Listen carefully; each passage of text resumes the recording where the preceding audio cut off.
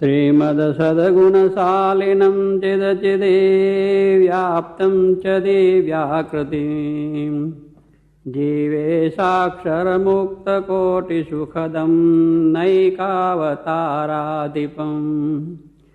ज्ञेयं श्रीपुरुषोत्तमं मुनिवरैर्वेदादिकीर्त्यं विभुं तं मूलाक्षरयुक्तमेव सहजा नंदम च वंदे सदा। दयान स्वामी महाराजनी जय, अक्षर पुरुषोत्तम महाराजनी जय, शास्त्री जी महाराजनी जय, योगी जी महाराजनी जय।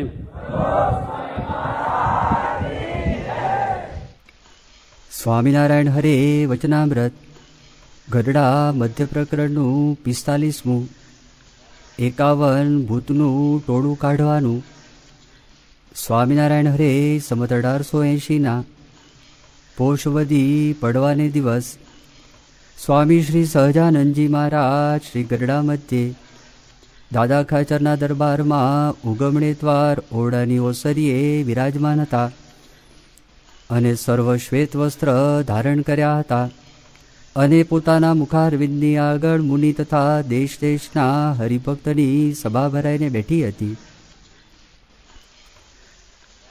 પછી શ્રીજી મહારાજ બોલ્યા, જે તમે સર્વે મુનિમંડળ તથા બ્રહ્મચારી તથા ગૃહસ્થ સત્સંગી તથા પાળા તથા અયોધ્યાવાસી એ તમે સર્વે મારા કહેવાઓ છો તે જો હું ખટકો રાખીને તમને વર્તાવું નહીં અને તમે કાંઈ ગાફલપણે વર્તો તે અમારા થકી દેખાય નહીં। માટે જે મારા કહેવાયા છો તેમાં મારે એક તલ માત્ર કસર રહેવા દેવી નથી।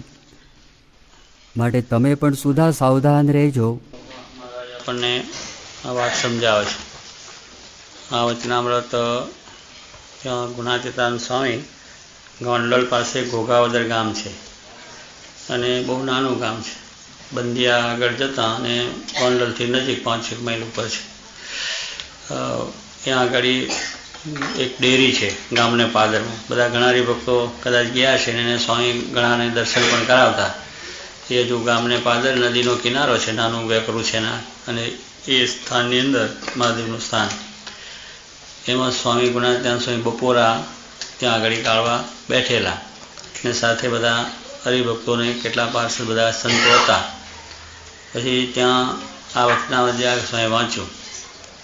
પછી મારા સ્વામી બેઠા થઈને એકદમ વાત કરી કે આ વચનામૃતની અંદર બહુ વાત આવી એમ કરીને સ્વામીએ એ પ્રમાણે ફરી વંચાયો। એમ 1-2-3 વખત વંચાઈને વાત કરી કે આ વચનામૃત પ્રમાણે દરેકે કરવાનું છે। એ ગમે તે આ આચાર્ય છે, સદગુરુ છે અને મોટા ગમે ત્યાં અવતાર ભક્તો છે, એને પણ આ પ્રમાણે કર્યા વગર છૂટકો નથી। શું કર્યા વગર? કે ભ્રમરૂપ થયા વગર, ભ્રમરૂપ થઈને ભગવાનની ભક્તિ કરવી, એ વાત જે સિદ્ધાંત છે આદિ એ બધાએ કરવાનો છે, એને કર્યા વગર છૂટકો નથી। એમ સ્વામી કરીને આ 5 વચનામૃતની વાત સ્વામી કરી કે આ 5 વચનામૃત એ ભ્રમરૂપ થવા માટેના છે। ભ્રમરૂપ થઈને ભગવાનની ભક્તિ કરવી એને માટેના વચનામૃત। એટલે સ્વામી કે પ્રમાણે આ પ્રથમ 23, મધનું 30 ને 45, આ 45નું વચનામૃત મધનું આપણે વાંચીએ છીએ। અને અમદાવાદનું 2 ને 3, આ 5 વચનામૃતો સ્વામીએ વાત કરી કે આ 5 વચનામૃત પ્રમાણે દરેકે કરવું છે અને દરેકને કર્યા વગર છૂટકો નથી। એમાં દરેકમાં આ જ વાત આવે છે કે આપણે આત્મારૂપ ભ્રમરૂપ થઈને સર્વ વાસનાથી રહિત થઈને ભગવાનને વિશે પ્રીતિ કરીને ભગવાનની ભક્તિ કરી આ કરવાની છે। એ વાત એની અંદર આ વચનામૃતની અંદર આવે છે। એટલે એ વાત ગુણાતીતાનંદ સ્વામી ત્યાં વંચાવી અને ફરી વાર 5 વખત વંચાવી। એ ડેરી હજુ પ્રસાદની છે। જોગી બાપા પછી હનુમાનભાઈ બધા હરિભક્તો આફ્રિકાના હતા, એમને પણ દર્શન કરાયા। પછી એનો જીર્ણ ઉદ્ધાર પણ જોગી મહારાજે ત્યાં કર્યો ને સારી વ્યવસ્થિત પણ કરી। કહેવાનું શું, વચનામૃત ગુણાતીતાનંદ સ્વામી આ વાંચીને દરેકને વાત સમજાયેલી અને મહારાજે આપણને આ સિદ્ધાંત શ્રીજી મહારાજનો આપેલો છે। હવે શું એ મધના 45માં મારા સ્વામી કહે છે કે આ પ્રમાણે જે સાંખ્યયોગી હોય, કર્મયોગી હોય અને એ પ્રમાણે સંત હોય, બ્રહ્મચારી હોય, પાર્ષદ હોય અને આચાર્ય હોય, એટલે બધાને આપણને લીધા, કોઈને બાકી મહારાજ રાખ્યા નથી કે આ બધાને મારા આશ્રિત બધા છો તમે. કારણ કે આપણે જે ભાઈ છે, સર્વગ્રસ્ત હરિભક્તો છે, તે પ્રમાણે એક નાના હોય મોટા હોય ગમે તે હોય, કંઈ સંત છે, પાર્ષદ છે, બ્રહ્મચારી છે, આચાર્ય છે, આ બધા આપણે મહારાજના આશ્રિતો છીએ. એટલે મહારાજ કે આ બધાએ જે મારા કહેવાયા છો એમાં મારે રંચ માત્ર કસર રહેવા દેવી નથી. શ્રીજી મહારાજને આપણે માટે એટલો બધો ખટકો છે. કહો આપણે જો એને ભગવાનમાં બહુ એ છે આપણે, પણ ભગવાનને આપણા કરતાં અધિક એ છે આપણા ઉપર. એટલું બધું એ તેમને છે કે મારા કહેવાયા છો, એને પોતાના માની લીધા. આપણે ભગવાનને હજુ માનતા વાર છે, ભગવાન તો અહીંયા આવ્યા ને તમે બેઠા પોતાના માની લે એને એટલું બધું એ છે આપણા. કહેવાનું શું કે આવી એ મહારાજની આપણા ઉપર દયા છે, કૃપા છે. એમને શું કહ્યું કે મહારાજ તમે કહેવાયા છો તો રંચ માત્ર કસર રહેવા દે નથી. જેમ આપણો બાળક થાય છે તો એ બાળકને પછી કંઈ ચિંતા રહેતી નથી. એ બાળકને મોટો કરવો, ભણાવવો, ગણાવવો, સારી રીતે એનો હોશિયાર તૈયાર બધો કરવો, એ ખટકો એના બાપને રહેશે. એમ આપણે પણ એ ભગવાનના બાળક થયા છે, એના આશ્રિત થયા છે, ને શરણે થયા છે. એટલે મહારાજને પણ આપણા માટે આટલો બધો ખટકો છે કે તમે મારા કહેવાયા છો તો મારે રંચ માત્ર કસર, એટલે રંચ એટલે બહુ જરાય પણ રહેવા દેવી નથી. એમ એકદમ ચોખ્ખા કરીને, શુદ્ધ કરીને મારા ધામની અંદર તમને લઈ જવા છે. એવો શ્રીજી મહારાજને પોતાને આપણે માટે ખટકો છે. એવો એમને પોતાને આટલો બધો આપણા પ્રત્યેનો પ્રેમ છે. આપણે જાણે કે આપણે ભગવાન પર બોલીએ છીએ, પણ ભગવાનને આપણા કરતાં કરોડ ગણું એ જ છે. કહો આપણે એક સહેજ ના થઈ જઈએ તો એ તો આપણા બધાએ થઈ જાય એવા છે. બધું આપણને મહારાજ જાતે એ પ્રીત કરીને આપણું સંભાળ ખ્યાલ રાખે છે. એવો ભગવાનને આપણા પ્રત્યેનો પ્રેમ છે. એ આની અંદર આપણને સમજાવે છે કે મારા કહેવાય છે, એમાં રંચ માત્ર કસર રહેવા દેવી નથી. કસર એટલે આ લોકની વાસના છે, જગતના કોઈ સ્વભાવ છે, દોષો છે, એ કાંઈ રહેવા દેવા નથી. એમ મહારાજ આપણને સમજાવે છે. અને તમે કાંઈ ગાફલપણે વર્તો તે અમારા થકી દેખાય નહીં. હવે મહારાજ કે તમે મારા કહેવાય છો એટલે સહેજ સ્વાભાવિક રીતે તમારે પણ સુધા સાવધાન રહેવું. આપણે પણ આપણા વસ્તુઓ બધું બરાબર મહારાજ બતાવ્યો, પછી એમાં થોડા ગાફલપણે રહીએ તો પછી આપણને પણ જરા એ તો આ જગતનું દુઃખ તો આવી જ જાય. એટલે તમે પણ મારે કે સુધા સાવધાન રહેજો. શું કે આપણે જો સાવધાની ન રાખીએ તો વળી આ વસ્તુ મળેલી પણ આપણી ચાલી જાય. અગર તો આપણે ખ્યાલ ના રાખીએ તો આ જેમ એક્સિડન્ટ થઈ જાય ને, અમારે કાલે થોડોક રાજુએ જરાય ખ્યાલ ના રાખ્યો કે બટ્ટા એકદમ ભૂકો ગાડી થાય, ત્યારે કહેવાનું શું કે એમ સહેજ ઊભી રાખીને પછી જ ચાલવું જોઈએ. એ ઊભી ના રાખીને ગાડી ચાલી આવી ગઈ સામેથી, ત્યારે કહેવાનું શું છે કે આમ સાવધાની જો ના રાખી તો એક સેકન્ડમાં જ ફેર પડી ગયો, વધારે કાંઈ નહીં. આ ગાડી આમ ચાલી પેલી આવી ગઈ. ત્યારે એ પ્રમાણે તો ભગવાને ખૂબ રક્ષા પણ કરી સારી રીતે. પણ કહેવાનું શું એમ ભગવાન રક્ષા કરે છે. આપણે જેને ક્યાં રક્ષા કરે, પણ જો આ પેલી સ્પીડમાં ગાડી ને આ ધીરી ગાડી પણ સામે ભટકાઈ ગઈ. પણ એમ સહેજ સાવધાની ના રાખી, એમ સેકન્ડનો જ ફેર પડી ગયો, મિનિટનો જ ફેર પડી ગયો તો આવું બધું થઈ જાય છે. ત્યારે એમ આપણે પણ આ વસ્તુ જેમ આપણી પાસે હોય અને એનો ખ્યાલ ના રાખીએ, સાવધાની ના રાખીએ તો એની અંદર પણ આપણને નુકસાન આવી જાય, આપણને મુશ્કેલી પણ આવી જાય. એટલે મહારાજ કે તમે પણ સુધા સાવધાન રહેજો. સાવધાની આપણે રાખીએ કે નહીં, કોઈ વસ્તુ જે આપણને મળી હોય તેને કેટલી બધી સાચવીએ છીએ, એને માટે કેટલો બધો ખ્યાલ રાખીએ છીએ, બહુ જ ખ્યાલ રાખીએ. ઘરની અંદર આપણી પાસે જે કંઈ મિલકત હોય, હીરા માણેક ઝવેરાત હોય તો એને કેટલો બધો ખ્યાલ, એની સાવધાની ખ્યાલ રાખીએ છીએ કે તિજોરીમાં મૂકીને ચાવી બરાબર વસાઈ નથી વસી, એનો ખ્યાલ બરાબર રાખીએ છીએ. ઊંઘમાં રાત્રે જાગીએ તો એ કે બરાબર બાયનું વસાયું કે નથી વસવું, એમ ઊભા થઈને પાછા જોઈએ. લો એનો ખ્યાલ છે, સાવધાની છે કે એની અંદર વસ્તુ એક કિંમતી અમૂલ્ય આપણને પડી છે તેને બરાબર સાચવવી પડે. અને જો ન સાચવીએ અને કાફલે રાખીએ તો વસ્તુ ચાલી પણ જાય, કોઈક લોકો લઈ પણ જાય. એટલે એની બહુ સાવધાની જેમ આપણે રાખીએ છીએ કે જેની પાસે હોય જોખમ જાળવો જતન કરી.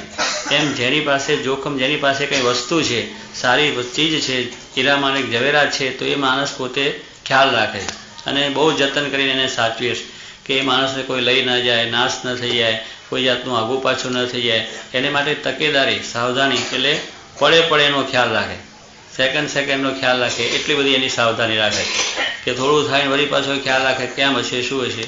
એમ એની સાવધાની જેમ રહે છે એમ સ્વામી કહે છે આપ પણ મહારાજ કે તમે પણ સુધા સાવધાન રહેજો કે જેથી કરીને આ મળેલી વસ્તુ એ તમારે નાશ ન થઈ જાય. આ પણ એક ભગવાનને સંત જે આપણને મળ્યા છે એ પણ એક અમૂલ્ય વસ્તુ છે જે ક્યાંય મળી શકે નહીં એવી વસ્તુ આપણને મળી છે. ત્યારે એના થકી આપણું મોક્ષ અને આપણું કલ્યાણ છે. ત્યારે આવી વસ્તુ અમૂલ્ય કોઈ ઠેકાને મળે એમ નથી. કારણ કે આ દુનિયામાં બધી વસ્તુ મળશે, પણ આ ભગવાનને સંત મળવા એ બહુ દુર્લભ છે. એ વસ્તુ મળી છે, મનુષ્ય દેહ દુર્લભ છે, ભગવાન સંત મળ્યા એ પણ દુર્લભ છે. ત્યારે એ બધી વસ્તુઓ દુર્લભ છે, એ વસ્તુ આપણને મળી છે, એની આપણે સાવધાની રાખી, સાવચેતી રાખીને આ કાર્ય જો કરીએ તો પછી આપણને કોઈ જાતનો વાંધો ના આવે. એટલે મારે કે તમે પણ સુધા સાવધાન રહેજો. સાવધાન એટલે ખબરદારી શું કે આ ભગવાન મળ્યા છે, એનો આવો મહિમા છે, એવી વસ્તુ છે, એને વિશે મનુષ્ય ભાવ ના આવે, એને વિશે કોઈ પ્રકારનો દોષ પણ આપણને ન દેખાય, એને વિશે કોઈ પ્રકારના આપણને અવગુણ ના આવી જાય, એ બહુ સાવધાની રાખવાની. કારણ કે આપણને ડગલે ને પગલે આ કાર્યની અંદર આવું થઈ જાય છે તો એ ભક્તિમાંથી પડી જાય, સત્સંગમાંથી પડી જાય. સત્સંગની અંદર આપણને આ જાતનું કંઈક લાગે એટલે તરત મન પાછું પડી જાય. એટલે સ્વામી કે એ સાવધાની રાખવાની છે, બીજું તો આપણે કંઈ થવાનું નથી. કોઈ એવો મનમાં મોરો પડ્યો હોય, સત્સંગમાં પાછો પડ્યો હોય, આવીને વાત કરે તો એ વસ્તુને વિશે ભાવ આવી જાય આપણને, એને વિશે મનુષ્ય ભાવ આવી જાય, એના કાર્યમાં એવું થાય, સત્સંગને વિશે આપણને એવું થઈ જાય. ત્યારે એ સ્વામી કે આપણે સાવધાની રાખવાની. કારણ કે જેનો પગ પાછો પડ્યો એ આપણને પાછા પાડે, એટલે એ રીતે પણ સાવધાની રાખવાની છે. અને આપણા ભાવને લઈને એમાં મનુષ્ય ભાવ આવી જાય. આપણું મનથી ઠરાવ કોઈ કર્યો હોય, એનો ફેરફાર થાય ત્યારે પાછો મનુષ્ય ભાવ હોય. આપણે ધાર્યું હોય આમ બરોબર ને એ કહે છે નામ જ કરવું છે. હવે કેટલીક વખત સત્સંગનું જ પણ કાર્ય હોય તોય પણ એમાં ફેરફાર કરાવે, ત્યારે પણ પાછું મન પાછું પડી જાય કે આ તો આમ જ છે ને આપણું વાત સાંભળતા નથી ને આમ જ કરે છે ને એમ કેટલી વખત પણ ભગવાનને વિશેનો ભાવ આપણને આવી જાય. ત્યારે મારે કે એમ આપણા મનની અંદર સાવધાની રાખવી કે એમનું કાર્ય દિવ્ય છે, એ દિવ્ય કાર્ય લઈને આવ્યા છે અને સર્વનું કલ્યાણ કરવું છે, એ સિવાય એમનો કોઈ આશય નથી. કોઈને બોલાવે, કોઈને ચલાવે, કોઈને બેસાડે, કોઈને જમાડે, કોઈને આમ કરે તેમ કરે, માન આપે, ગમે રીતે કરીને પણ એને પોતામાં હેત કરાવી એ મનુષ્યનું સારું થાય એ કરવું છે. એમનો એ રીત, એમની રીતે એ કામ કરતા હોય. પણ આપણે આપણા લોકના ભાવ છે એટલે આપણને લાગે કે આ વધારે કરે, ઓછું કરે, આમ કરે છે, તેમ કરે છે, બરોબર નથી કરતા, ઠીક નથી કરતા, આવા ભાવ આપણને આવે છે. પણ એમને એ કોઈ આશય જ નથી કે કોઈને વધારે આપવું, કોઈને ઓછું. એ તો દરેકને ભ્રમરૂપ કરવા છે. આ વાત જે મહારાજ કરે છે કે આપણામાં વાસના, સ્વભાવ, પ્રકૃતિ કાઢીને અક્ષરધામનું સુખ આપવું એ સિવાય કાંઈ નથી. એ પછી એની રીતે ગમે તે રીતે કરતા હોય, પણ એની રીત જ એવી અલૌકિક છે કે જે આપણને ખ્યાલ આવતો નથી. પણ જો આપણને એવો દિવ્ય ભાવ રહે કે જે કરે છે બરોબર છે, એ સારું જ કરે છે, એવું જો આપણને હોય તો એને વિશે કોઈ દિવસ બીજો ભાવ આપણને ન થાય કે આમ કેમ કરતા હશે, કે આટલું કેમ કરે છે. ત્યારે એ સ્વામી કહે છે કે આપણને દિવ્ય ભાવ અખંડ રહે અને એ વાત બરોબર દ્રઢ રહે તો સ્વામી કે આપણને વાંધો ના આવે. એટલે મારે કે તમે પણ સુધા સાવધાન રહેજો. કારણ કે આ બધા લોકના ભાવ એવા છે કે એને વિશે પણ આપણને એવો ભાવ આવી જાય અને માર્ગેથી આપણે પડી જઈએ. માટે આપણે સાવધાની રાખીને, બરોબર ખ્યાલ રાખીને હંમેશા સત્સંગ કરવાનો છે. સત્સંગની અંદર અખંડ દિવ્ય ભાવ આપણને રહે, ભગવાનને વિશેની ભક્તિ પણ અખંડ આપણને રહે. ક્યારેય પણ કોઈ પણ સંજોગોમાં ભક્તિમાંથી યા સત્સંગમાંથી આપણે ન પડીએ, એ આપણે સાવધાની રાખવાની છે. એવી વસ્તુ આપણને મળી છે. એટલે મારા કે તમે પણ સુધા સાવધાન રહેજો કે જેથી કરીને આ ભગવાનને માર્ગેથી, કલ્યાણને માર્ગેથી આપણે પડી ન જવાય. અને પછી શું કહે છે, જો જરાય ગાફલાઈ રાખશો તો તમારો પગ ટકશે નહીં. આપણે જો જરાય ગાફલાઈ રાખીએ તો લપસી કાંઈ ના પડી જવાય. ગાફલાઈ રાખીએ તો ઠોકર વાગી જાય, કંઈ બીજું ત્રીજું થઈ જાય, સહેજે કંઈક જતા આવતા હોય પણ ખ્યાલ રાખીને બધું આપણે કાર્ય કરવું પડે. કે કોઈ અથડી જાય, કોઈને વાગી જાય, કોઈને લાગી જાય, કંઈક પણ કેટલુંક જાતનું આપણને એક્સિડન્ટો બધા થઈ જાય છે. ત્યારે એ ગાફલાઈ છે એને લઈને થાય છે. જો ગાફલાઈ ના હોય તો ન થાય. એમ સ્વામી કહે છે આપણે પણ આ સત્સંગમાં આવે છે ગાફલાઈ ન રાખવી. અને જો ગાફલાઈ રાખીએ તો આવા શબ્દો પડી જાય, આવી વાત આપણે થઈ જાય, આપણા જીવની અંદર એ વસ્તુ થઈ જાય, એ ગાફલાઈ છે. એટલે કરીને આપણું મન પાછું પડી જાય. એટલે સ્વામી કે તમે પણ સુધા સાવધાન રહેજો. જરાય ગાફલાઈ રાખશો તો પછી આ સત્સંગમાંથી પડી જવાય.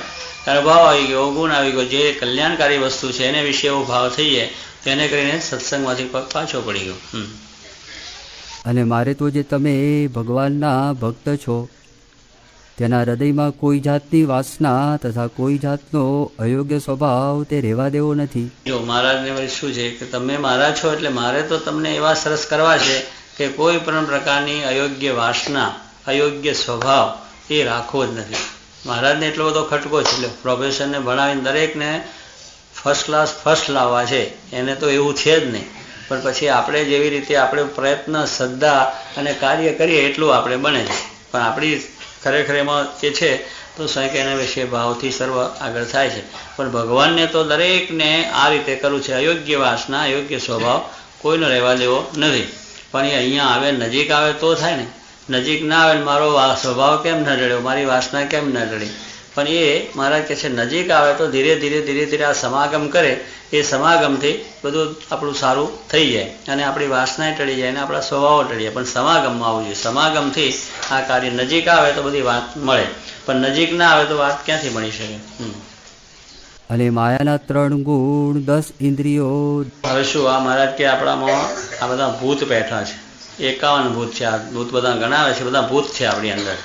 હવે શું કે એક ભૂત બેઠું હોય તો ધૂણાવી નાખે છે આપણને. શું ધૂણાવે ખરેખરું એક જ ભૂત જો આવે છે તો આમ તેમ બધું ધૂણાવીને એટલા બધા હેરાન એને મુશ્કેલી કરી નાખે અને એકનું કાર્ય કરે છે. ત્યાં શું કે એક ભૂત જો આટલું હેરાન કરતું હોય તો આ તો 51 બધા બેઠા છે આપણી અંદર.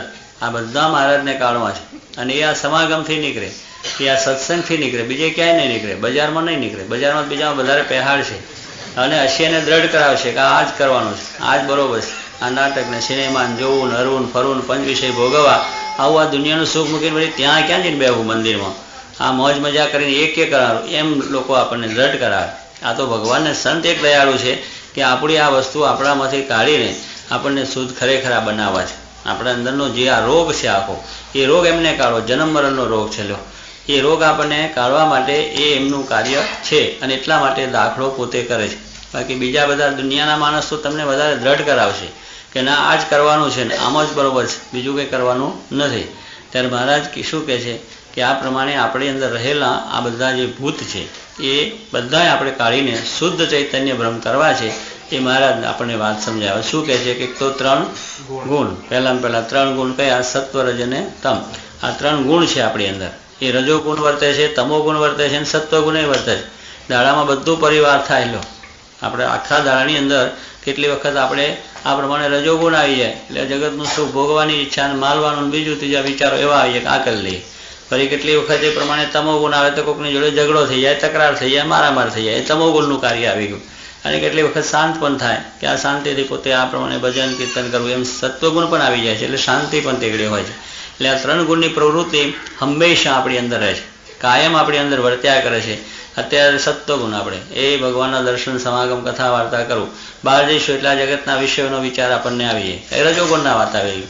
ફરી કોઈ વખત કોઈની જાડે વાત બોલાબોલી થઈ જાય, ઘરમાં થાય, બહાર થઈ જાય, ત્યારે તમોગુણનું કાર્ય આવી ગયું. એમ એ કાર્યો, એ 3 ગુણો છે એ આપણે વિશે વર્ત્યા કરે. એ 3 ગુણ જ્યાં સુધી હોય ત્યાં સુધી આ ભગવાનને ભજવાનું આપણને સુખ બરોબર આવતું. મારે કે 3 ગુણથી પણ પર તમને કરવા, ગુણાતીત. એ 3 ગુણોથી પર એ ગુણાતીત થયા. ત્યારે એ બ્રહ્મરૂપ છે, એ અક્ષરરૂપ તમને બનાવી અને આ પ્રમાણે મારું સુખ તમને આપવું છે. એટલે 3 ગુણ આપણી અંદર વર્તે છે. બીજું શું છે? આ 10 ઇન્દ્રિયો આપણને છે. 5 જ્ઞાન ઇન્દ્રિયો છે અને 5 કર્મ ઇન્દ્રિયો છે કે જેને કરીને આપણને જ્ઞાન થાય. એનું નામ જ્ઞાન ઇન્દ્રિય. કે આંખે કરીને જોવાય એટલે એનું જ્ઞાન થયું કે આ શું પશુ છે, પંખી છે, માણસ છે, કેવો છે, લાલ, ધોળો, પીળો, આપણને જે સમજાય એનાથી જ્ઞાન થયું, માટે જ્ઞાન ઇન્દ્રિય. એટલે એક ઇન્દ્રિય. બીજું કાને કરીને સાંભળાય છે તો એ કોનો શબ્દ છે એ આપણને ખ્યાલ આવે. કોણ માણસ બોલે છે, પંખીનો અવાજ છે, પશુનો અવાજ છે, કેનો અવાજ છે એ આપણને ખ્યાલ આવે છે. એટલે એના થકી પણ આપણે જ્ઞાન થયું, માટે કર્ણ ઇન્દ્રિય કાન છે એ પણ જ્ઞાન. પછી નાસિકા કરીને સુગંધ, દુર્ગંધ એની આપણને ખબર પડે છે. જીવાએ કરીને ખારું, ખાટું, તીખું ખબર પડે છે. સ્પર્શ એટલે હાથે કરીને આપણે સુંવારું છે, લીસું છે એ ખબર પડે. આ 5 જ્ઞાન ઇન્દ્રિય છે. અને 5 કર્મ ઇન્દ્રિયો છે કે જેને કરીને આપણે કર્મ, એને કરીને ક્રિયાઓ થાય, બીજું જ્ઞાન ન થાય. હાથે કરીને આપણે ક્રિયા થઈ જાય, પગે કરીને ચાલવાની ક્રિયા થઈ જાય, એમ શિષ્ણ છે એને કરીને આપણે એ ક્રિયાઓ જે થાય છે ઉદારતે થઈ જાય છે. એમ એ બધી ક્રિયાઓ કરીને એનું એ જ થાય, પણ એના થકી કોઈ જ્ઞાન નથી, માટે કર્મ કર્યા કરે છે, માટે કર્મ ઇન્દ્રિય. પેલી જ્ઞાન ઇન્દ્રિય. એટલે 10 ઇન્દ્રિયો એ પ્રમાણે કાર્ય કરે છે આપણા અંદર શરીરમાં રહીને. એટલે 10 ઇન્દ્રિયો છે. 10 પ્રાણ અને એના એ પ્રમાણે પ્રાણ. 4 અંતઃકરણ એ પછી 4 અંતસ્કરણ. એટલે આ બધા એ બધા છે ને 51 થાય. કે બધું ગણતરી થાય છે, બધા 51 છે. મન, બુદ્ધિ, ચિત્ત ને અહંકાર, એ 4 પ્રાણનો અંતસ્કરણ. પંચભૂત. પંચભૂત છે જે આપણે આ 5 ભૂતનું શરીર જે આપણું બન્યું છે ને, પૃથ્વી, જળ, તેજ, વાયુ, આકાશ, એનાથી આપણું આ શરીર બનેલું છે. પંચભૂતનું દેહ આપણે કહીએ છીએ કે ભાઈ આ દેહ પંચભૂતનો છે. એટલે 5 ભૂતોથી ભેગા થયા એટલે એનું શરીર આખું બન્યું. એટલે પૃથ્વીનો ભાગ છે, તેજનો, વાયુનો, આકાશનો બધો ભાગ એની અંદર છે.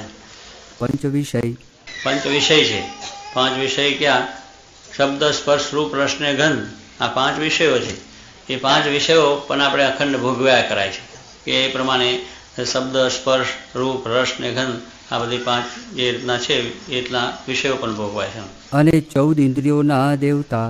અને 14 ઇન્દ્રિયો કહીને 5 જ્ઞાનેન્દ્રિય, 5 કર્મેન્દ્રિય, 4 અંતસ્કરણ, એ 14 ઇન્દ્રિયો થઈ એના પાછા બધાના દેવતાઓ છે. એમાંથી કોઈનો સંગ રહેવા દેવો નથી. એમાંથી કોઈનો સંગ મારે કે રહેવા દેવો નથી. આ બધા 51 જે વસ્તુ થઈ છે એમાંથી કોઈનો સંગ રહેવા દેવો નથી.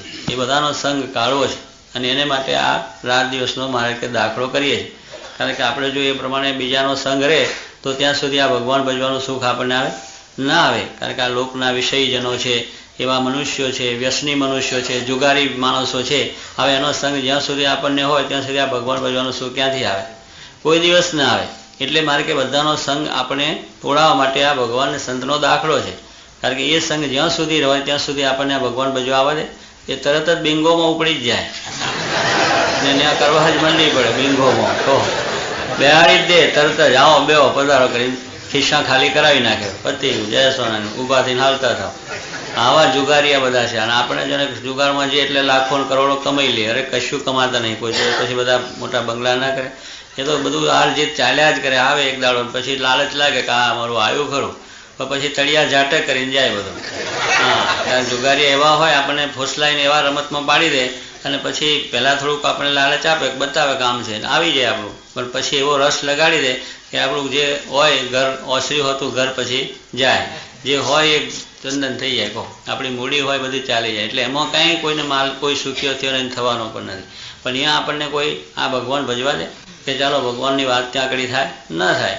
વિષય માણસો બેઠા હોય તો એના સંગે કરીને એ જગતની વિષય ભોગની જ વાતો ચાલે, ત્યાં બીજી કોઈ વાતો થાય નહીં. એટલે શું કે બધો સંગ જ્યાં સુધી ત્યાં લગીને આપણે ભગવાન ભજવાનું એનો સુખનો આનંદ શું છે એ આપણને કોઈ સુખ આવતું નથી. એ સંગ મૂકી દઈએ તો આપણને સુખ આવે. તો આપણે અહીંયા આવીને બેસાય, આ કથા વાર્તા થાય, ભગવાનના દર્શન થાય, આવી સુંદર વાતો આપણને મળે. પણ એ હોય ત્યાં સુધી આવે નહીં. એમ આ પેલા તો દૂર હવે મૂક્યો મારે કે બહારલો કુસંગ મૂક્યો. આપણે સત્સંગ આપણને થયો એટલે બિંગો મૂક્યો છે, બાર મૂક્યા છે, બધું મૂક્યું છે. અને ના મૂક્યું એને મૂકી જ દેવું, ભગવાન સુખ્યા કરે. પણ કહેવાનું શું છે કે મૂક્યા એટલે કુસંગ આપણે નીકળ્યો. અને હવે સત્સંગમાં પણ આ બધો કુસંગ તો ભેગો જ પાછો. ઇન્દ્રિયો, અંતસ્કરણ, દેવતાઓ છે બધા બેઠા જ પાછા. એ પાછા લાયા કરે છે આપણને. એને પેલું સુખની ઈચ્છાઓ કર્યા કરે, બેઠા બેઠા એના વિચાર કર્યા કરે. લો એ પાછા ભેગા છે ને એટલે એ પાછા ઉથલ પાછળ કર્યા કરે. પણ મારે કહે છે એને પણ બેસાડી દેવા છે. એનો સંગ પણ તમને ત્યાગ કરાવી દેવો છે અને એમાંથી પણ ભગવાનમાં અખંડ વૃત્તિ રહે એવો વિચાર કરવો છે. એના કાંઈ વિચાર કે સંકલ્પ ના આવે. એટલા માટે આ સમાગમ કરીને આવી વાતો દ્રઢ જીવમાં કરાવી દઈએ એટલે પછી શું કે વાત વિચાર એનો આવે નહીં, એનો સંકલ્પ ઉઠે નહીં. એવા બધાને શુદ્ધ બ્રહ્મમય કરી દેવા છે અને સુખ્યા કરવા છે. એટલે મારે કે આમાંથી એકેયનો સંગ રહેવા દેવો નથી. બધાને ભૂતોથી દૂર કરવા છે. તમને એક ભૂત પણ તમારી પાસે ન રહે એવું જ્ઞાન એવું સિદ્ધ કરાય અને સુખ્યા કરવા છે. તો શું કહે છે એનોમાંથી એકેયનો સંગ રહેવા દેવો નથી મહારાજને. હરે ને સર્વે માયિક ઉપાધિ થકી રહિત સત્તા માત્ર એવો જે આત્મા તે રૂપે થઈને ભગવાનની ભક્તિ કરો એવા સર્વેને કરવા છે. એવા માયિક ઉપાધિ છે એનાથી રહિત કરી દેવા બધાને. અને એક સત્તા માત્ર તમે વર્તો અક્ષરરૂપ બ્રહ્મરૂપ થાવ એવા સર્વને કરવા છે. કહો મહારાજને આટલી બધી ખટકો છે અને આપણે એના થયા છે, એને શરણે આવ્યા છે અને આ પ્રમાણે આજ્ઞા પ્રમાણે વર્તીએ છીએ એટલે આપણને કરશે. આપણે એવો વિશ્વાસ શ્રદ્ધા રાખીને પછી આપણે ક્યારે થશે, કેમ થશે, આવા મનમાં વિચાર પણ આવવા ના દેવા. જોકે આવે આ લોકના ભાવ છે આપણી અંદર ત્યાં સુધી આપણને થાય કે ક્યારે બ્રહ્મરૂપ થવાશે, ક્યારે અક્ષરરૂપ થવાશે, ક્યારે એકાંતિક થવાશે, નિર્વાસનિક થવાશે. આ તો બધું હજુ આ દેખાય છે. પણ મહારાજ કે આ સમાગમમાં પડ્યા છે એટલે એ ભગવાનને આવો પોતાને વિચાર ખ્યાલ રાખ્યો છે કે એને આવા બનાવવા છે એ બનાવી દે છે. આપણે એની પાસે છે તો સ્વયં કે એક દાડો આપણી દ્રષ્ટિ થઈ છે. પડ્યા રે દરબારમાં ધક્કા ધનિકા ખાય, કોક દી લહેરમાં આવે તો કામ થઈ જાય. એમ જે કોઈ આપણા રાજા દરબાર રાજા હોય એના દરબારમાં પેલા નોકર ચાકરો પડ્યા રહે તે વર્ષો સુધી બિચારા પડ્યા રહે. પણ કંઈ જે પગાર 5-10 આપતા એ આપે. પણ એને કામકાજ પડ્યો જ રહે, રાજાની આજ્ઞા પ્રમાણે કર્યા જ કરે. ફરી કોક દાડો એને લહેર આવી જાય ત્યારે જા તને 5-50 હજાર રૂપિયા આપી દીધા, 1-2 ગામ આપી દીધા, આપી દે કે ના આપી દે. કારણ કે એ કોક દાડો એનો રાજીપો સેવા કરે છે થઈ જવાનો. એમ આપણે આ સત્સંગમાં આવ્યા છે અને આ સત્સંગના કાર્યમાં, સેવામાં, ભક્તિમાં એમને મંડ્યા રહીશું, એ ભગવાનની દ્રષ્ટિ આપણા પર થઈ જશે. એટલે આપણામાંથી આ બધા દોષો, સ્વભાવો નીકળી જશે અને શુદ્ધ બ્રહ્મ કરીને ભગવાન પોતાના ધામમાં બેસાડી દેશે. પણ અહીંયા આપણે બેસીને આ પ્રમાણે કરશું તો અહીંથી મૂકી દે કંઈ ન થાય. એટલે મહારાજ કહે છે કે આ પ્રમાણે દરેકને સુખ્યા કરવા છે, કોઈને આમાં આપણે બાકી રાખવા નથી. પણ કોઈ જાતનો માયાનો ગુણ રહેવા દેવો નથી. કોઈ જાતનો માયાનો ગુણ રહેવા દેવો નથી. એટલી બધી મહારાજને આપણે માટે એ છે, કોઈ જાતનો માયાનો ગુણ છે એ રહેવા દેવો નથી. એ સમાગમથી જશે. આ સમાગમમાં બેસીશું એટલે એમ ધીરે ધીરે ધીરે નીકળશે. અને આ જન્મમાં સર્વ કસર ન ટળી તો બદ્રિકાશ્રમમાં જઈને તપ કરીને સમગ્ર વાસના બાળીને ભસ્મ કરવી છે. પાછું એ કંઈક રહી જશે. મહારાજ કહે છે આ લોકમાં કંઈક રહી જશે તો વળી ક્યાં કરશું? બદ્રિકાશ્રમ મોકલીશું. બદ્રિકાશ્રમમાં શું? ત્યાં તપ જ કરવાનું, બીજું કાંઈ નહીં. બદ્રિકાશ્રમમાં બોર જ ખાવાનો, બોર ખાઈને રહેવાનું, બસ બીજું કંઈ નહીં. એ ત્યાં મિષ્ટાન પછી જમવાનો ના આપે. એટલે સ્વામી કે ત્યાં જઈને પણ આ લોકની જે વાસના છે એ કાઢવી છે. ત્યાં તપ જ કરવાનું અને બરાબર તપ કરીને પણ કોઈ જાતની વાસના અંદર ન રહે એવા દરેકને કરવા છે. એટલે બદ્રિકાશ્રમમાં જઈને તપ કરાવશે ભગવાન. જો કદાચ આપણે રહી જશે તો ત્યાં જઈને કાઢશે, પણ કાઢવી છે એ વાત હકીકત છે. તથા શ્વેતદ્વીપમાં જઈને નિરન્ન મુક્ત ભેળા તપ કરીને સમગ્ર વાસના બાળીને ભસ્મ કરી નાખવી છે. અને એ કરતા મારે કે જો પછી વળી રહી જશે તો શ્વેતદ્વીપની અંદર એથી આગળ પાછું ધામ છે, ત્યાં તો કંઈ જ નહીં. બોર પેલું તો બદ્રિકાશ્રમમાં એક બોર ખાવાનું મળે, 6 મહિને એક બોર ખાવાનું મળે, અને આ તો કાંઈ જ નહીં પાછું. એવા જ ત્યાં બદ્રિકાશ્રમ કરતાં આગળ શ્વેતદ્વીપમાં વળી વધારે તપશ્ચર્યા. શું અહીંયા તો બદ્રિકાશ્રમમાં 6 મહિને એકય બોર ખાવાનું મળે. આવો બધા જય સ્વામી. અમારે કે શ્વેતદ્વીપની અંદર તો વળી નિરન્ન, એટલે પાણી પીવાનું નહીં ને અન્ન ખાવાનું નહીં, કશું જ નહીં. હા એવા જ. આજે એકાદશી છે, નિર્જળા છે દરરોજ. હા બરોબર. અહીંયા આજે એકાદશીનો જપ્પા થાય તો વિચાર થઈ જાય કે આ કેમ પૂરો થશે. આપણે એટલો વિચાર આવી જાય છે. અને આ તો દરરોજ જ એને ઉપવાસ, કાંઈ જ નહીં, નિર્જળા જ કરવાનું. ઉનાળો હોય, શિયાળો હોય કે ઠંડી હોય તોય પણ. અને આપણે બસ શું લાગી જાય. પણ મહારાજ કહે છે આ બધું એટલા માટે કે એનો કોઈ જાતનો સંબંધ રહે નહીં, કોઈ જાતની વાસના રહે તો ત્યાં લોકમાં રાખીને પણ આ વસ્તુ કરવી છે. એને કારણ કે સુખ્યો કરવો છે ને, કે સારામાં સારી કોલેજમાં આપણે પછી દાખલ કરી કે છોકરાને સારામાં સારો બનાવો છોકરાને, પછી આપણે એનાથી સારી હોય એમ બરાબર કે ત્યાં બરાબર શિસ્ત હોય, સારો અભ્યાસ કરાવતા હોય, સારા પ્રોફેસર હોય, છોકરાને આગો પાછો થવા ના દે, નાટક સિનેમા જોવા ના દે, એ બધું એવું હોય છે. આપણે ડીએનઆર સ્કૂલ છે આણંદમાં, એના છોકરાને બહુ તકેદારી એના પર રાખે. ત્યારે શું કે કેટલાક મા બાપ એવા સારા છોકરા કરવા હોય તો એવી સારી સ્કૂલમાં મૂકે છે. એને સારી રીતે અભ્યાસ થાય ને સારી ડિગ્રીને સારો ફર્સ્ટ ક્લાસ પાસ આવે, એનું જીવન સારું થાય એવું બધું આપણે ગોતીએ છીએ. એટલે એવી સારીમાં સારી કોલેજ હોય એને ગોતીને મૂકી દઈએ છીએ. અને ખરેખર સારો પોતે તૈયાર થઈને છોકરો આવે એવી આપણે જેમ ઈચ્છા રાખીએ છીએ એમ મહારાજ કહે છે આ પણ એક તમારે કદાચ અહીંયાથી એ રહી ગયું કચાસ તો આ બદ્રિકાશ્રમ, એમાં થોડી રહેશે તો શ્વેતદ્વીપની અંદર કે ત્યાં કાંઈ જ નહીં, પછી કંઈ આહાર જ કરવાનો નહીં, કેવળ ભગવાનનો સુખ લઈ આવવાનો, એવી રીતનું કરી દેશે. હા, પણ ભગવાન વિના બીજા કોઈ પદાર્થમાં પ્રીતિ રહે એવું રહેવા દેવું નથી. બસ ભગવાન સિવાય કોઈ પદાર્થમાં પ્રીતિ ન રહેવા સર્વને કરવા જ મારે. ભગવાનને વિશેષ પ્રીતિ રહે, અખંડ બીજે ક્યાંય આ જગતમાં, વ્યવહારમાં, સંસારમાં કોઈ ઠેકાને પ્રીતિ ન રહે એવા સર્વને કરવા છે. માટે સર્વે હરિભક્ત તથા સર્વે મુનિમંડળ સાવધાન રહેજો. માટે માર્ગે સર્વ હરિભક્ત અને મુનિમંડળ બધાય તમે અમે બધાય ભેગા માર્ગે સદા સાવધાન રહેજો. આ બધું કરવું છે, દરેકને સુખ્યા કરવા છે, બ્રહ્મરૂપ કરવા છે, નિર્વાસની કરવા છે, એકાંતિક કરવા છે, અને આ સુખ મારું આપવું છે. આમ એટલી વાર્તા કરીને શ્રીજી મહારાજ પોતાના ઉતારામાં પધાર્યા. આટલી વાત કરીને મહારાજ ઉતારે પોતાનો હતો ત્યાં પધાર્યા. ક્યાં ઉતારો? અક્ષરઓડી. મહારાજે ગઢપુરની અંદર મંદિરની પછવાડે જે અક્ષરઓડી છે અત્યારે શિખરવાળી, એની અંદર જઈને મહારાજ પાછા બીજા પોતાનો ઉતારો એ. પછી તે જ દિવસે સાયંકાળે વળી સભા કરીને વિરાજમાન થયા. વળી પાછા મહારાજ સાયંકાળ ફરી પાછી સભા કરી તે જ દિવસે. તો મહારાજને કેટલું બધું છે કે આ કથા વાર્તા કરીને સુખ્યા સર્વને કરવા છે એમ. અરે પછી આરતી થઈ રહી. આરતી થઈ ત્યારે શ્રીજી મહારાજ બોલ્યા છે સાત્વિક કર્મ કરીને દેવલોકમાં જાય છે. હવે 3 પ્રકારનો કર્મ થાય છે, રજોગુણથી, તમોગુણથી અને સત્વગુણથી. આ 3 ગુણોથી 3 પ્રકારનો કર્મ થાય છે. એમાં સાત્વિક કર્મો જે થાય છે, સત્વગુણથી જે કર્મો કરવામાં આવે છે એનાથી સ્વર્ગની કેટલાક આપણે કરીએ છીએ ને, યજ્ઞ કરે છે, વ્રત કરે છે, દાન કરે છે, આ બધા સાત્વિક કર્મો છે. એની સાથે આપણને કંઈક ઈચ્છા છે કે આ વ્રત કરીએ, દાન કરીએ, પુણ્ય કરીએ, યજ્ઞ કરીએ તો આથી વધારે સારું સુખ મળે, કે આ જગતનું સુખ આપણને મળે, એવી ઈચ્છાથી આપણે કાર્યો કરીએ છીએ. એ સત્વગુણ કાર્યો છે કે જેની અંદર આપણે વધારે સારું સુખ ને સારું કાર્ય આપણને મળે. એ સત્વગુણ કાર્યોથી દેવલોકની પ્રાપ્તિ થાય છે, એટલે સ્વર્ગનું સુખ મળ્યું. આપણે આ મનુષ્યનું સુખ છે એના કરતાં સ્વર્ગનું સુખ જરા સારું છે, એ આપણને મળે છે, ઊંચું સુખ મળે છે. પણ ત્યાં સ્વામી કહે એ પ્રમાણે સત્વગુણ કર્મ કરવા થકી, એટલે આ વ્રત દાન પુણ્ય એની કંઈક ઈચ્છાથી કરવામાં આવે છે, એટલે એ લોકની સુખની પ્રાપ્તિ થાય. અને રાજસ કર્મ કરીને મધ્યલોકની પ્રાપ્તિ થાય છે.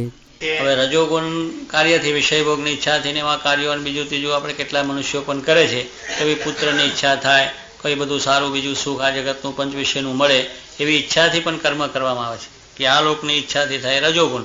એટલે રજોગુણનું કાર્ય થયું માટે એને મધ્યલોકની એટલે મૃત્યુલોકની પ્રાપ્તિ થાય. સ્વર્ગ, મૃત્યુલોક અને પાતાલોક 3 લોક છે.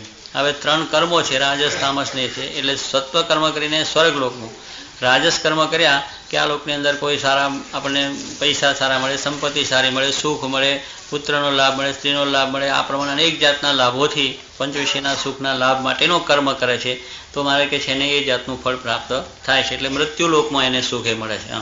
એ તામસ કર્મ કરીને અધોગતિને પામે છે.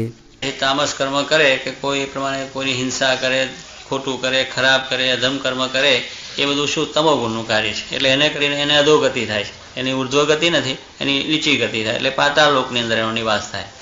એમાં કોઈ એમ આશંકા કરે જે રાજસ કર્મ કરીને મનુષ્યલોકની પ્રાપ્તિ થાય છે, ત્યારે તો સર્વ મનુષ્યને સુખ દુઃખ સરખું જોઈએ. બસ હવે શંકા આપણને થાય જ નહીં કે ભાઈ જો રાજસ કર્મ કર્યા તો રજોગુણના કર્મો કર્યા એને કરીને તો પછી આ મૃત્યુલોકમાં આપણને જન્મ આવ્યો. હવે મૃત્યુલોકમાં આપણને જન્મ આવ્યો તો પછી બધાને સરખું રહેવું જોઈએ ને. કોઈ પૈસાવાળો ને કોઈ ગરીબ ને કોઈ આમ ને કોઈને મોટર ગાડીઓ ને કોઈને પગે ચાલવાનું, આવું કેમ છે? પછી એમાં ફેરફાર કેમ રહ્યો, ભેદ કેમ રહ્યો? બધાને સરખું જ મળવું જોઈએ. કારણ કે આપણે કર્મ બધા મૃત્યુલોક, કોઈ ભણ્યા ને કોઈ ના ભણ્યા તેને મજૂરી કરવાની થઈ, કોઈ સારા ભણ્યા એને ખુરશી ઉપર થયું, કર્મ એને લઈને ફેરફાર થઈ ગયો ને આપણને. એટલે એ રીતે એમાં ફેરફાર છે, પણ આ મૃત્યુલોકની અંદર બીજી રીતે નથી. એમ એના જેવા દેશ કાળ ક્રિયાના સંગ એ જેવા છે એવું એનું ફળ એને પ્રાપ્ત થાય છે. તો એનો ઉત્તર એમ છે જે એક રજોગુણ છે તેના દેશ કાળાદિકને યોગે કરીને અનંત પ્રકારના ભેદ થાય છે, માટે રાજસ કર્મનો એક સરખો નિર્ધાર રહેતો નથી. માટે રાજસ કર્મનો એક સરખો નિર્ધાર રહેતો નથી. એ દેશ કરીને, કાળે કરીને, સંગે કરીને એમાં આ ફેરફાર થઈ જાય છે, એટલે એમાં આવા ભેદ બધા દેખાય છે. એ તો જેવા દેશ કાળ સંગ અને ક્રિયાનો યોગ આવે તેવું કર્મ થાય છે, એવું કર્મ થઈ જાય છે. તેમાં પણ ભગવાનના ભક્ત સંત અને ભગવાનના અવતાર તે કુરાજી થાય એવું કંઈક કર્મ થઈ જાય તો આને આ દેહે મૃત્યુલોકમાં યમપુરીના જેવું દુઃખ ભોગવે. આવું છે ભગવાનને સંત, એ તો કલ્યાણકારી વસ્તુ છે. હવે એને અપરાધ થાય અને આ પ્રમાણે દ્રોહ થાય એવું કોઈ કર્મ થઈ જાય તો શું કે આને આ લોકની અંદર પણ યમપુરીના જેવું દુઃખ એને ભોગવે. કારણ કે એ પ્રમાણે મહારાજે કહ્યું કે ભાઈ આ પ્રમાણે ભગવાનને સંતના આશીર્વાદથી આ લોકનું સુખ બધું આપણને પ્રાપ્ત થાય. પણ જો એનો અપરાધ એનો દ્રોહ થઈ જાય તો એની વસ્તુ પાછી આપણી નાશ થઈ જાય. ગમે એવા આશીર્વાદ આપ્યા, ગમે એટલું આપણને પ્રાપ્ત થયેલું હોય પણ એ પાછું નાશ પામી જાય છે અને પાછા દુઃખી થઈ જાય છે. એટલે સ્વામી કહે છે ભગવાનને સંત આ પૃથ્વી ઉપર જે આવ્યા છે એનો જો પાછો અપરાધ થાય એવું જો કર્મ આપણે થઈ જાય તો આને આ દેહ પાછું યમપુરીના જેવું દુઃખ અહીંયા જ ભોગવવું પડે. શરીરમાં એવી પીડા થાય, ઉપાધિ થઈ આવે, વ્યવહારિક ઉપાધિઓ થઈ આવે, એનું એ પાછું દુઃખ આપણને ભોગવાનું થાય છે. કારણ ક્રિયા એવી થઈ ગઈ, કર્મ એવું થઈ ગયું. એટલે કરીને સ્વામી કે જે પ્રમાણે મોટો જાહો જલાલી હોય અને પાછું આ પગે ચાલતો પણ થઈ જાય. અને ભગવાનના ભક્ત રાજી થાય એવું કર્મ કરે તો આને આ દેહ પરમપદ પામ્યાનું સુખ ભોગવે. ભગવાનને સંત રાજી થાય તો પરમપદનું એવું અક્ષરધામનું સુખ, એવું કથા અને વાર્તા ને કીર્તન ને ભજન ને સારું બધું એને થયા કરે. એટલે પરમપદ જેવું સુખ એને ભોગવે, આનંદ રહ્યા કરે. અને ભગવાનના સંતને કુરાજી કરે ને તેણે જો સ્વર્ગમાં ગયા જેવું કર્મ કર્યું હોય તો પણ તેનો નાશ થઈ જાય ને નરકમાં પડવું પડે. કારણ કે જે કંઈ સુકૃત કર્યા છે બધા નાશ થઈ જાય, જે છે એ કર્યા છે બધા નાશ થઈ જાય અને નરકમાં જવું જઈને થવું પડે એવું એ થઈ જાય. ભગવાનને સંતને જો કુરાજી કરવામાં આવે, આ કર્મ છે એને કરીને આ ફેરફાર થાય છે એનું કારણ આ છે કે આવું કર્મ થઈ જાય બધો કરી જાય, એવું સારું કર્મ થઈ જાય તો આને આ લોકમાં આપણે સારું સુખ ભોગવીએ, અને એવું કર્મ થઈ જાય તો એનાથી દુઃખ થઈ જાય. કારણ કે આપણે આ ચોરીને ખોટું કરીએ છીએ, સરકાર પકડે લો, આપણે ગમે એવા છો પણ છતાં જેલમાં જવું પડે, અને એવું સારું કરીએ તો એવું દુઃખ હોય એમાંથી પણ આપણે ઉઘરી જઈએ. ભગવાનને સંતને એવી રીતે સારી રીતે સેવા કર્યા કે આ લોકની અંદર જેમ આપણે સારું કરીએ છીએ તો એમાંથી આપણને સારું સુખ મળે છે. એમ જમીનમાં જેવું વાવીએ એવું મળે છે.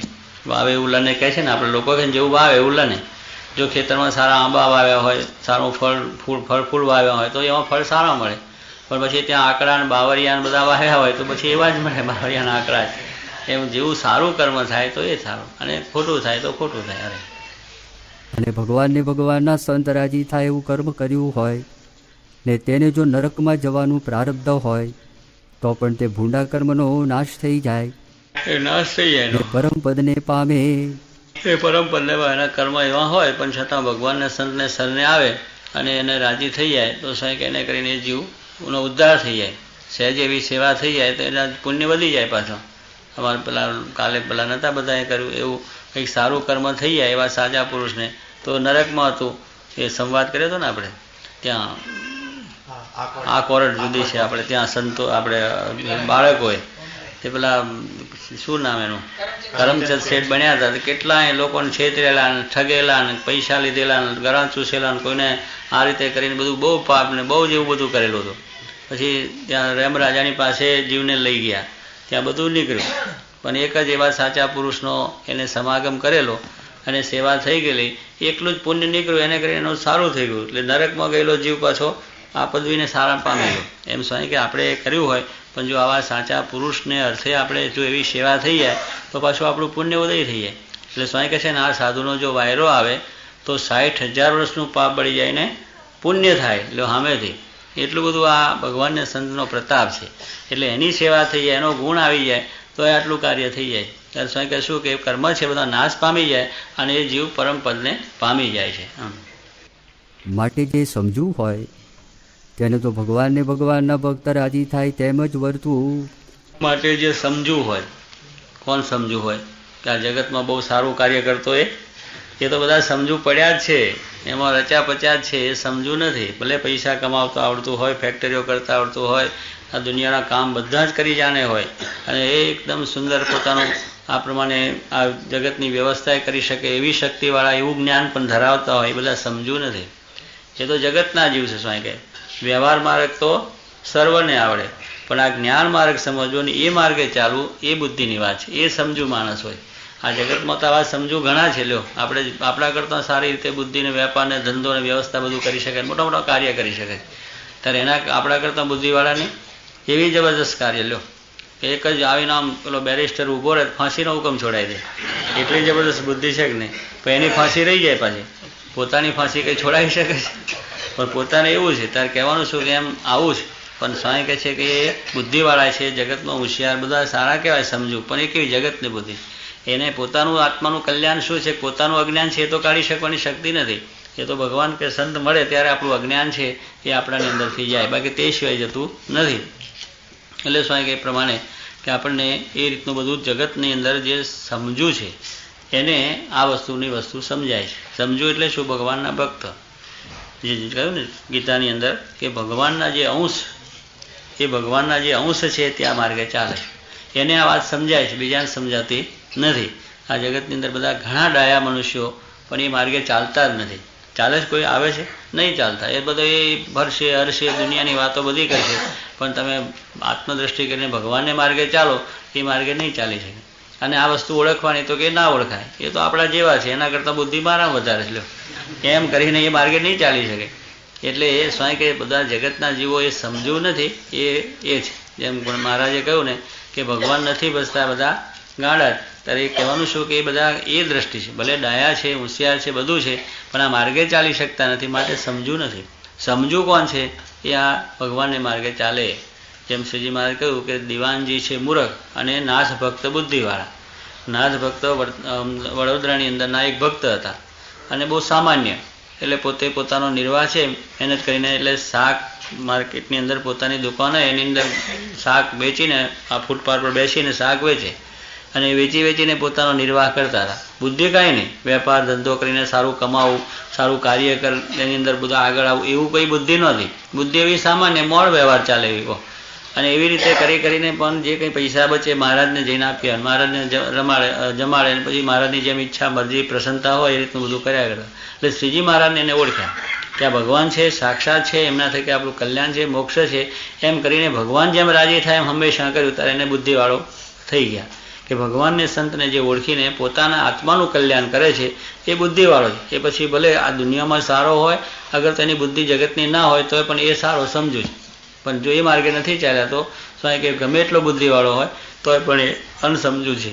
ત્યારે એ બુદ્ધિવાળો કહ્યું. ને દિવાનજી મૂર્ખ સાથે કહ્યું. દિવાનજી આમ તો જગતની દ્રષ્ટિએ બુદ્ધિવાળા હતા.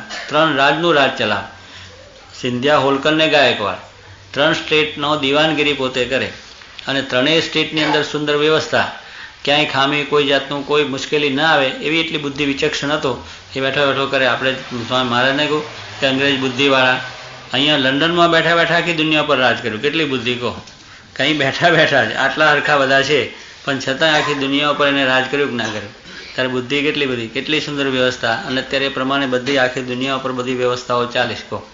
એટલી બુદ્ધિશાળી પ્રજા છે. પણ સ્વામી એ જગતની બુદ્ધિ છે, એમાં આત્મકલ્યાણની કોઈ વાત આવી નહીં. ત્યારે એમ સ્વામી કે બુદ્ધિ છે, બેઠા બેઠા અહીંયા આખા ભારતનું રાજ ચલાવે. અને અત્યારે આપણે કેટલાય ભેગા થઈએ છીએ તોય બરોબર વ્યવસ્થિત નથી થયું. એને બેઠા બેઠા ચલાવ્યું. એક પોતાનો અમેલિયો મોકલે ગવર્નર જનરલ સાહેબ, ત્યાં બેઠો બેઠો બધું હલાવે.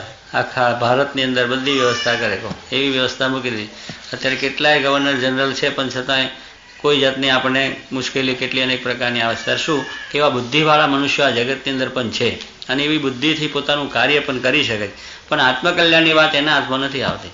એટલે સ્વામી કે આ દિવાનજી આટલો બધો હોશિયાર અને સારો હતો પણ છતાં જે ભગવાન શ્રીજી મહારાજ સાક્ષાત પુરુષોત્તમ નારાયણ છે એમ સમજીને એને વિશે એને ભગવાન પરની બુદ્ધિ રાખીને ભક્તિ ન કરી, રાજી ન કરી લીધા. એને પકડવાની વાત કે મહારાજને પકડીને જેલમાં નાખી દેવા લો એવો વિચાર.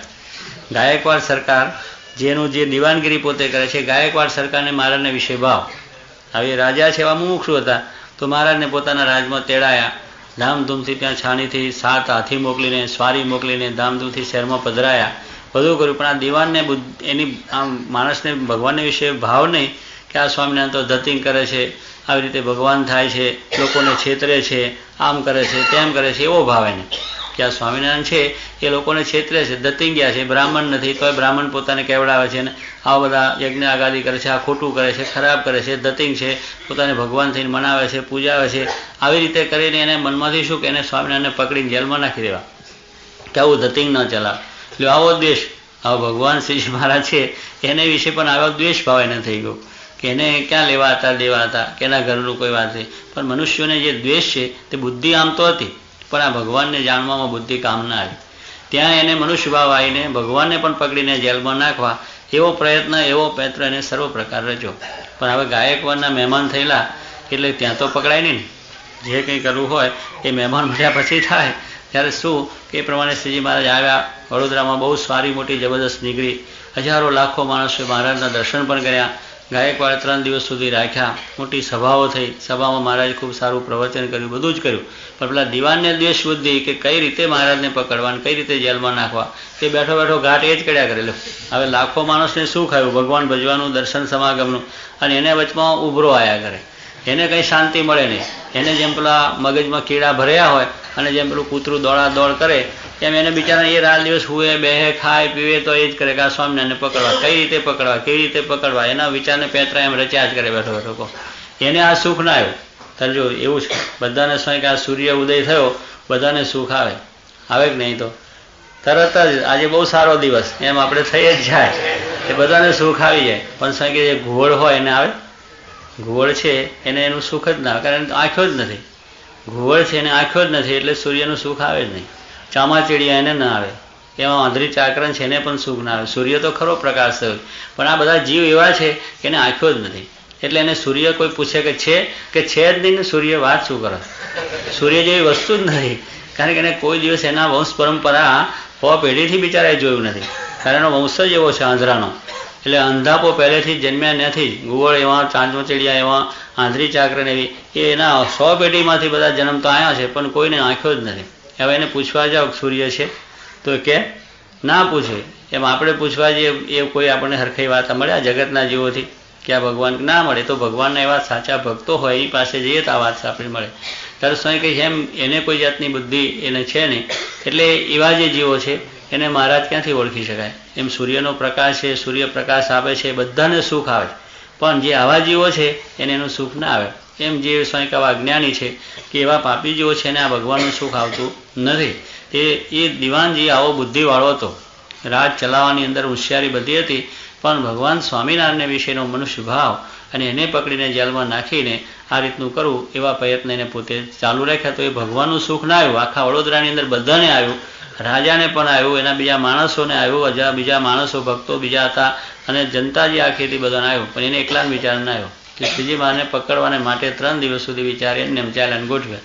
પછી કહ્યું કે ભગવાન શ્રીજી મહારાજ પાછા જાય ત્યારે છાણી ઉપરથી હાથી ઉપરથી ઉતરે ત્યારે ત્યાં પકડી લેવા, અને ત્યાંથી પછી વાંધો નહીં, કારણ કે રાજાના મહેમાન મટી ગયા એટલે પછી તો જે કરવું એ થઈ શકે. એવું ગોઠવ્યું. મહારાજને વાસ્તે ગાસ્તે જેવા વાસ્તે પોતે પધરાયા હતા એ જ પ્રેમથી એ જ ભાવથી રાજાએ પાછા વાસ્તે ગાસ્તે ધામધૂમથી વિદાયગીરી આપી. તે છાણી ગામ 2-3 માઇલ વડોદરાથી દૂર છે, અને ત્યાંથી મહારાજનું સ્વાગત કરેલું, ત્યાં પાછા પોતે પધરાયા. એ પ્રમાણે ધામધૂમથી મહારાજ ત્યાં ગયા. પણ ભગવાન તો અંતર્યામી છે, એ તો બધાનું જાણે છે, એને તો દરેકના અંતરમાં શું ચાલે છે બધી ખબર છે. આપણે જાણે જાણતા નથી. તન કી જાણે, મન કી જાણે, જાણે ચિત્ત કી ચોરી, ઇસકે આગે ક્યાં છુપાવ જિસકે હાથ મેં દોરી. ભગવાનના હાથમાં બધી દોરી છે, એ આપણું બધું જાણે છે, છતાં કહેવા જેટલું કે ન કહેવા જેટલું ન કહે, પણ બધું સમજે તો છે જ. એમ શ્રીજી મહારાજને તો આખા બ્રહ્માંડોના જીવોને જેમ હથેળીમ ટીપું જેમ જુએ એમ શ્રીજી મહારાજ તો અનંત જીવોનું અંતસ્કરણને એનો ભાવ પ્રેમ શું છે જાણે છે. એટલે એના ભાવને મહારાજ જાણતા હતા કે આ દિવાનજી બહુ દુષ્ટ છે, એનો દુષ્ટ ભાવ છે, અને આ પ્રમાણે આપણને પકડવાની વાત બધી કરે છે એ મહારાજ તો જાણતા હતા. પણ છતાં ભગવાનનો એવો પ્રભાવ, એવી શક્તિ, સામર્થ્ય, એટલે 3 દિવસ સુધી તો કંઈ કરી શક્યો નહીં, કંઈ બોલી પણ ન શક્યો નહીં. પણ આ પાછા વળતો આ એનો ભાવ, દુષ્ટ ભાવ હતો એ મહારાજને ખ્યાલ હતો, બીજા કોઈને એનો ખ્યાલ નહીં. એટલે મહારાજે પણ એવી કળા કરી જબરદસ્ત કે ત્યાં હાથી બેસાડે, ઝુકાવે, અને બેસે એટલે ઉતરીને પછી ઘોડા પર બેસવાનું ખરું ને. પણ મહારાજે ભગુજીને આજ્ઞા કરી કે હાથી બેસે એની પડખે જ તમે ઘોડી લાવજો. એટલે એ પ્રમાણે મહારાજ ત્યાં આગળ ઘોડી મગાવી રાખી, અને સીધા હાથી જેમ બેઠો એટલે બેઠા એવા સીધા જ મહારાજ ઘોડા પર બેસી ગયા પોતાની, અને બેસીને એકદમ એવી ઘોડી માર કરી દીધી તે ફૂટપાટ ચાલી ગઈ. ગરુડ વેગી જેને કહે છે ને, ગરુડ પણ જેને પહોંચી ન શકે એટલા વેગથી મહારાજની ઘોડી ચાલતી હતી. અને મહારાજ પણ એવા અશ્વાર જબરજસ્ત હતા કે એમની સાથે ઘોડાનું કોઈ પહોંચે નહીં. ખરેખર અશ્વારો દરબાર હતા તો પણ મહારાજને કોઈ પહોંચી ન શકે એવી મહારાજ પોતાની ઘોડી દોડાવતા હતા. એટલે મહારાજ બરોબર દોડાવી, પાછા દરબારો પણ પાછા ઘોડા. પછી આરબ પેલા એ ગોઠવેલા હતા, કોને? દીવાને. કે આરબોને આજ્ઞા કરેલી, એના આરબ એના સિપાહીઓને મોટા હતા જમાદારને, એ લોકોને કહ્યું કે ઉતરે એટલે તરત તમે પકડી લેજો, હાથી ઉપરથી ઉતરે એટલે તરત જ તમારે પકડી લેવાના. એવું બધું સાથે માણસો ત્યાં આગળ ઘોડા બધા લઈને આરબી આવેલા. પણ મહારાજ તો સીધા જ ઘોડી પર બેસીને ના ચાલ્યા ગયા. એટલે ક્યાંથી પછી ઘોડા ખૂબ દોડાયા, ખૂબ એમને પોતાના ઘોડા દોડાયા. પછી પાછા બૂમો પાડવાની કે ભાઈ ઊભા રહ્યો, હજુ તમને કંઈ શિરપાવ આપવાનો છે, હજુ કંઈ ભેટ સામગ્રી કરવાની છે સયાજીરાવને, માટે ઊભા રહ્યો. પછી દરબારોને એમ થયું કે હજુ ભેટ સામગ્રી આપવાની છે, મારે મહારાજને આપણે ઊભા રાખીએ. પછી મહારાજને બૂમ પાડી, મહારાજ ઊભા રહ્યો, હજુ આ સયાજીરાવ ગાયકવાડને કંઈક ભેટ સામગ્રી આપણી છે, આ દિવાન સાહેબે ખાસ માણસો મોકલ્યા છે, અને હજુ એમની ઈચ્છા છે મારે કે દિવાનનું હું જાણું છું, માટે આપણે વડતાલ ભેગા થાવ, આ એની વાતને હું જાણું છું, એ સરપાવ નથી આપવાના, તમને પકડીને જેલમાં નાખવાની વાત છે, માટે આપણે જોવું નથી ને સાંભળવું નથી. ત્યારે જો ભગવાન છે ચાલે ગયા, ત્યારે જો આમ બુદ્ધિવાળો હતો, પણ એની દ્રષ્ટિ આવી હતી, એનો ભાવ દુષ્ટ હતો, એટલે એને ભગવાનનો માર્ગ હાથમાં આવી શક્યો નહીં. ત્યારે બહુ પુણ્ય હોય એને આ વાત સમજાય છે, અને આ વસ્તુ ધ્યાન બાકી નથી સમજી શકતી. એટલે આ લોકની અંદર એવા તો મહારાજના વિશે કેટલી જાતના દ્વેષ અને કેટલા એવા જે જો અમદાવાદનો આપણે નથી કહેતા શું બોલો પેશવો, એને મહારાજને ટાંકામ નાખવાની વાત કરી કે આવું ધતિંગ ને બીજું ત્રીજું ચલાવે, માટે એમને ટાંકામ નાખી દે એવો પણ પ્રયત્ન કર્યો. ત્યાં પણ મહારાજે પોતે તો સામર્થ્ય હતી એટલે શું થઈ ગયું. એમ અનેક એવા જે સારા સારા માણસો, રંગીલદાસ જુનાગઢનું મંદિર ઉખેડીને નાખી દેવું કે આ મંદિર જ ના જોયો, સ્વામિનારાયણનો પગ જ ના જોયો, સ્વામિનારાયણનું નામ જ ના જોયું આ જગતની અંદર. એને વળી એવો દ્રઢ નિશ્ચય કરેલો. પણ ભગવાન સાચા હતા, એમનું કાર્ય સાચું હતું, તો આજે લાખો માણસો એનું નામ સ્વામિનારાયણનું ભજન કરે છે, અને લાખો મંદિરો થઈ ગયા. હવે રંગીલા તો ક્યાં ગયો કોઈ ખબર નથી, રંગીલાને કોઈ જાણતું નથી, પણ એને એવો દ્રઢાવ કરેલો કે સ્વામિનારાયણનું નામ ન રહે દેવું આ જગતની અંદર. કહો એવું બધું એનું કાંઈ સ્વામિનારાયણનું મંદિર જ ના થાય એમ એટલો પ્રયત્ન કરીને ચાલ્યો. પણ એ ગોપાલ સ્વામી આ તારો રંગીલા આમ કાખનો મોવાળો કરીને કાઢીને નાખ્યો, એની સાથે પડ્યો હતો અને ત્યાં મૃત્યુ થયું. તે છેટ વડોદરાથી ત્યાં જુનાગઢ આવીને આખું મંદિર ઉખેડીને નાખી દેવું, આવી જાતનો પ્રયત્ન, નામ નિશાન ન રહેવા દેવું, આવી જાતનો આરંભ કરેલો. લ્યો ત્યારે ભગવાનની આગળ તો જેટલું જોઈએ એટલું સારું માગવું જોઈએ, એની આગળ આપણે એ કરવા જઈએ એને પોકાયું નથી, એને કંઈ આપણે પોકી શકવાના પણ નથી. માટે અહીંયા આગળ તો ભક્ત થઈ એને આધીન થઈને આપણાથી થાય તો સેવા થાય તો કરી લેવી, દર્શન થાય તો કરી લેવા, નહીં તો જય સ્વામિનારાયણ. પણ સ્વામી કે એનો અપરાધ થાય, એનો દ્રોહ થાય એવું તો કદાપી પણ કરવું નહીં. આપણે એ પ્રમાણે એના થકી કલ્યાણને મોક્ષ સમજીને કરીએ તો કાર્ય થઈ જાય. ત્યારે સ્વામી કે એમ એવા પણ છે તે ભગવાનને સંજોગો રાજી થાય તો એને સ્વર્ગમાં જયા જેવું હોય તો પણ એને નરકમાં પડવું પડે, એના દુઃખ ભોગવવા પડે છે. અને એ વાત આપણને મારા માટે જે સમજવું હોય તેને તો ભગવાનને ભગવાનના ભક્ત રાજી થાય તેમ જ વર્તવું. જે સમજવું હોય, જે આવા ભક્ત છે એ બધા સમજુ છે, જે ભગવાનને માર્ગે ચાલે છે, ભગવાનને રાજી કરી મહારાજ કે સમજુ છે. એ ભલે સામાન્ય હોય તે દિવાનજી મૂરખને આ નાથ ભક્ત બુદ્ધિવાળા છું કે આ ભગવાનને સંત રાજી થાય એને કરતાં આવડ્યું, ત્યારે એ ખરેખર ભક્ત બની ગયા. એ સમજુ કહેવાય, એ ડાયો કહેવાય, એ બુદ્ધિમાન કહેવાય. જે કોઈ એને બધા શબ્દો લાગુ થાય. પેલા જગતના બુદ્ધિમાન છે પણ જગતની બુદ્ધિ છે, ભગવાનને ઓળખવાની કે માર્ગે ચાલવાની બુદ્ધિ નથી. સમજુ આ જગતમાં છે, આ ભગવાનને માર્ગે નથી. અને પોતાના સંબંધી જે માણસ હોય તેને પણ એમ ઉપદેશ કરવો છે. પોતાના સંબંધી જે જણો છે એને પણ આ જ વાત કરવી. આપણે શું વાત કરવી? ભગવાનને ભગવાનના સંત જે પ્રકારે આપણા ઉપર રાજી થાય ને કૃપા કરે તેમ જ આપણે વર્તવું. એમ જ વર્તું. લો આપણા જે સંબંધી છે, મિત્રો છે, ભાઈબંધ છે, દોસ્તદાર છે, સગા વાલા સ્નેહી કુટુંબીજનો છે, આ બધાને પણ આપણે આ જ વાત કરવાની કે ભગવાનને સંત જે રીતે રાજી થાય એમ જ આપણે કરવું. આ જગતની બુદ્ધિવાળા શું એને અવરું જ કરવાનું કે આ કરવાનું નથી, તો આવું છે ને તેવું છે ને ફલાણું છે, અવરું સમજાઈને બિચારા અવરે પાટે ચડાવી દે. ત્યારે સ્વામી કે બુદ્ધિ કામમાં ના આવે. બુદ્ધિ એ છે કે ભગવાનને સંત રાજી કરતા આવડે. સ્વામી કે બુદ્ધિયોગ, ભગવાન રાજી થાય તો બુદ્ધિયોગ આપે છે. બુદ્ધિયોગ તે શું કે ભગવાનને સંત રાજી થાય એમ કરતા આવડે, એનું નામ બુદ્ધિયોગ. લે એ સમજો એ બુદ્ધિવાળો બધો છે. ભગવાનને સંત જે રીતે રાજી થાય એમ સ્વામી કે આપણે કરવું. અને આપણા સંબંધીઓને, આપણા જે મિત્રોને, આપણા જે બરોબર આપણી સાથેના સંબંધવાળાને બધાને આ જ પાછી વાત કરવી કે ભાઈ આ જ કરવા જેવું છે, બીજું કંઈ કરવા જેવું નથી. કોઈ આપણને ગમે આવીને વાત કરતા હોય ભાઈ એ વાત તારી ખોટી છે, આ જ વાત સાચી છે, એમ કરીને એ વાત સમજાવી. અને ભગવાનને ભગવાનના સંતને અગ્નિએ જ્યારે રાજી કર્યા હશે ત્યારે અગ્નિને એવો પ્રકાશ પ્રાપ્ત થયો છે અને સૂર્ય ચંદ્રાદિક જે પ્રકાશમાન છે તેણે પણ ભગવાનને ભગવાનના સંતને શુભ કર્મે કરીને રાજી કર્યા હશે ત્યારે એવા પ્રકાશને પામ્યા છે. સૂર્ય ચંદ્રને આટલો બધો પ્રકાશ ક્યાંથી આવ્યો છે?